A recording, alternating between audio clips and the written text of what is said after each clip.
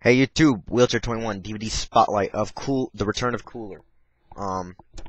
Originally I intended to do a double feature with Cooler's Revenge and The Return of Cooler.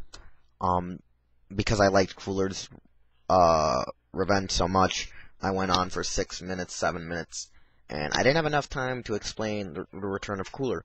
And also, because it's a VHS format and it's the deluxe, VHS cassette box, I cannot fit both in the picture because there's a giant glare because of the nice little, glare, because it reflects off the screen because of the plastic covering, unlike a DVD and VHS, DVD to VHS.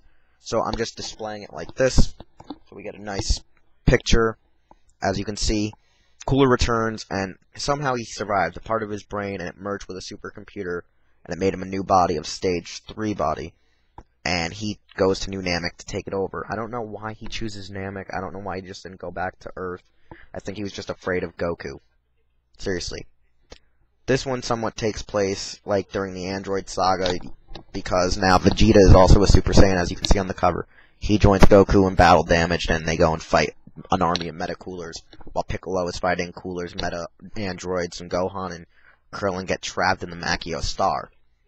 The battle continues and continues, and then finally Goku and Vegeta are captured with the Meta Cooler army, and they're battle damaged. For the first time we actually see battle damaged Super Saiyan Vegeta, and I think it's one of the only times that we see him with the most battle damage we'll see out of him after the Saiyan saga and Frieza saga.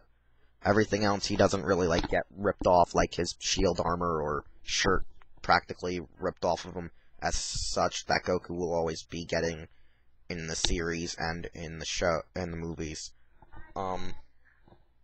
There's no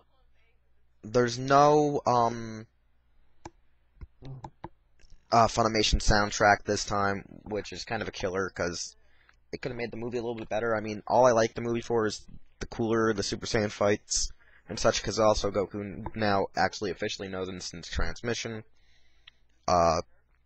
The battle pertaining to having Vegeta involved is great. The whole part when they're getting attacked by the army, like it shows here in the actual movie, is pretty awesome.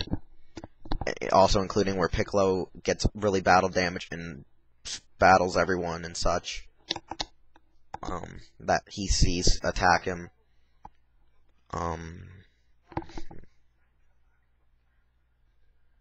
The movie's just one of those alright movies. The sequel's pretty well made for the fights and such. This movie also has a lot of contradictions. It shows that Cell never attacked. It shows that the Android Saga technically took place. No Cell, but yet we have Dende as the protector of Earth, meaning Piccolo is a Super Namek. And so Piccolo is technically considered a Super Namek. So that could explain a few reasons. It really doesn't point to why. It was just made during the Coolers, not the Cooler, the Cell games, I think, most likely as a filler, or earlier than that. But I think it was just that the manga was out while they were making the episodes, so they decided to read in between the lines and just make what they wanted out of this movie. The very end, where it's like the computer chip that is Cooler's brain, Vegeta destroys it and is like, takes care of you. So it's like, now Vegeta finally finished off the whole family, getting the vengeance he needed on the whole family for destroying his race. There's nothing more I can say except Super Saiyan marketing yet again, and the Frieza family marketing again. I mean, Frieza gets more marketing than Cooler does, and Cooler's more liked than Frieza.